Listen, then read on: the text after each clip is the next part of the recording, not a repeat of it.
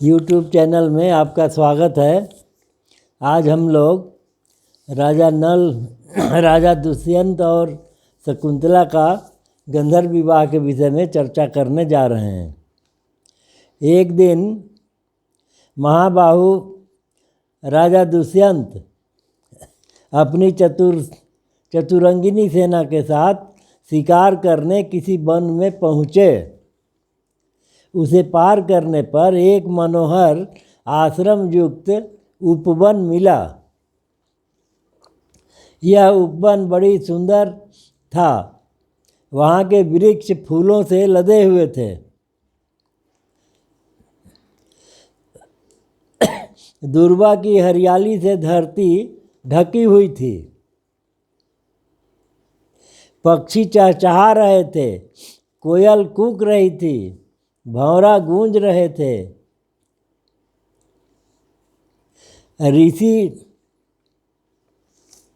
ऋषि मुनि ध्यान लगाए बैठे थे। दुष्यंत के नेत्रों और मन का ये छटा देखकर तृप्त नहीं हो पा रहे थे। आश्रम में स्थान स्थान पर अग्निहोत्र ज्वाला से प्रज्वलित हो रही थी। सामने ही मालिनी नदी बह रही थी।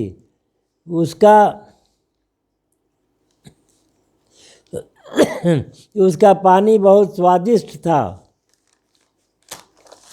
दुष्यंत मंत्री और पुरोहित को कश्यप गोत्रीय कण्व ऋषि के एकांत और मनोहर आश्रम के द्वार पर रोक दिया और स्वयं अंदर गए, जहाँ उस समय कण्व ऋषि उपस्थित नहीं थे। आश्रम को सुना देखकर ऊंचे स्वर में पुकारा, यहाँ कोई है? दुष्यंत की आवाज़ सुनकर एक लक्ष्मी की समान सुंदरी कन्या तपस्विनी वेश में आश्रम से निकली। उसने राजा दुष्यंत को सम्मानपूर्वक कहा, स्वागत है। फिर उसने आसन पाद्य देकर राजा का सम्मान किया।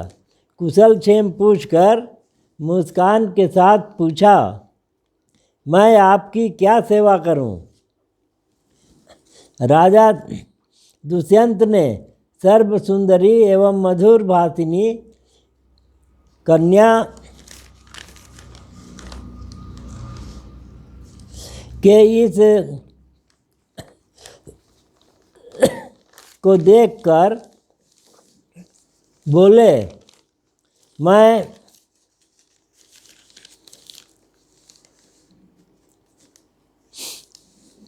महाभाग्यशाली महर्षि कण्व ऋषि का दर्शन करने के लिए आया हूँ। वे इस समय कहाँ हैं? कृपा करके बताइए। शकुंतला ने कहा, मेरे पूजनीय पिताजी फल फूल लाने के लिए आश्रम से बाहर गए हुए हैं। आप घड़ी दो घड़ी प्रतीक्षा कीजिए, इसके बाद ही उनसे आप मिल पाएंगे। अति सुंदरी शकुंतला के अनुपम रूप देखकर दुष्यंत ने पूछा, सुंदरी तुम कौन हो? तुम्हारे पिता कौन हैं और किस लिए यहाँ आई हो? तुमने मेरा मन मोहित कर लिया है। मैं तुम्हें जानना चाहता हूँ। शकुंतला ने बड़े मिठास शब्दों में कहा, मैं महर्षि कण्व की पुत्री हूँ।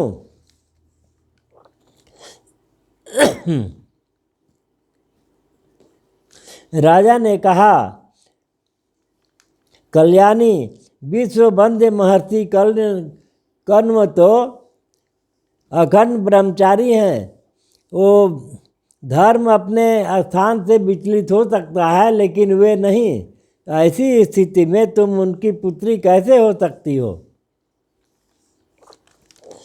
जिस समय राजन एक ऋषि के पूछने पर मेरे जन्म की कहानी पूज्य पिताजी ने सुनाई थी। वह उसे मैं जानती हूँ कि जिस समय महाप्रतापी विश्वामित्र तपस्या कर रहे थे, उस समय इंद्र ने मेनका नाम की अप्सरा को भेजा था। अप्सरा को उनका भी तपस्या में विघ्न डालने के लिए भेजा था। उसी के संजोग से मेरा जन्म हुआ था। माता मुझे वन में छोड़कर चली गई।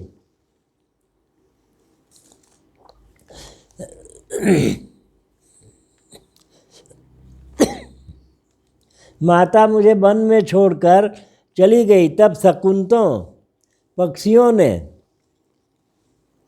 शेर, बाघ और हिंसक जंतुओं से मेरी रक्षा की थी, इसलिए मेरा नाम शकुंतला पड़ा। महर्षि कण्व वहाँ से उठाकर मेरा पालन पोषण किए थे, इसलिए मैं किया। शरीर का जनक, प्राणों का रक्षक, अन्नदाता, ये तीनों ही पिता कहे जाते हैं। इस प्रकार मैं महर्षि कण्व की पुत्री हूँ। दुष्यंत ने कहा, कल्याणी, जैसा तुम कह रही हो, तुम ब्राह्मण नहीं राजकन्या हो, इसलिए तुम मेरी पत्नी हो जाओ। राजाओं के लिए गंधर्व विवाह सर्वश्रेष्ठ माना गया है।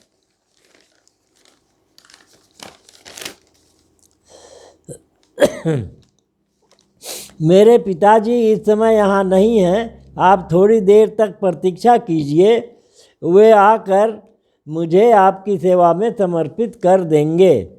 दुष्यंत ने कहा, मैं तुझे चाहता हूँ, यह भी चाहता हूँ कि तुम मुझे स्वयं वरण करो। मनुष्य स्वयं ही अपना हितैषी और जिम्मेदार है। तुम मुझे धर्म के अनुसार स्वयं ही मुझे अपना दान करने का अधिकार है। शकुंतला ने कहा, राजन, यदि आप इसे ही धर्म पथ समझते हैं और मुझे स्वयं अपने को दान करने का अधिकार है, तो आप मेरी शर्त सुन लीजिए। मेरे बाद तुम्हारा पुत्र सम्राट होगा और मेरे जीवन काल में ही वह युवराज बन जाएगा। बोलिए तो मैं आपको स्वीकार कर सकती हूँ। दुष्यंत बिना कुछ सोचे समझे प्रतिज्ञा कर ली और गंधर्व विधि से पानी ग्रहण कर लिया।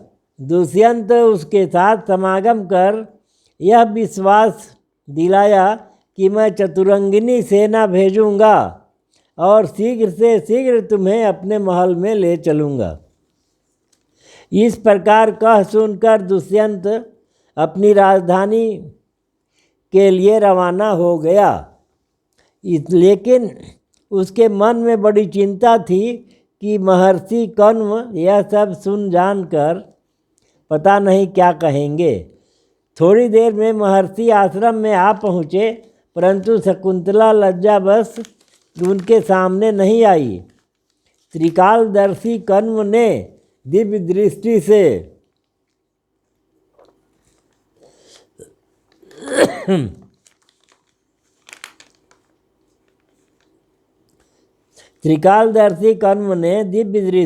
सब कुछ जानकर प्रसन्नता के साथ कहा, बेटी, तुमने मुझसे बिना पूछे एकांत में जो काम किया है वह धर्म के विरुद्ध नहीं है। क्षत्रियों के लिए गंधर्व विवाह शास्त्र सम्मत है। दुष्यंत एक धर्मात्मा, उदार और श्रेष्ठ पुरुष हैं। उसके संयोग से बड़ा बलवान पुत्र होगा और सारी पृथ्वी का राजा होगा। जब शत्रुओं पर चढ़ाई करेगा तो उसका रथ कहीं भी नहीं रुकेगा। शकुंतला के कहने पर महर्षि कण्व ने दुष्यंत को वर दिया, उसकी बुद्धि धर्म में दृढ़ रहे और राज्य अविचल रहे। अब हम लोग इस प्रसंग को यहीं पर समाप्त करते हैं। धन्यवाद। जय भारत।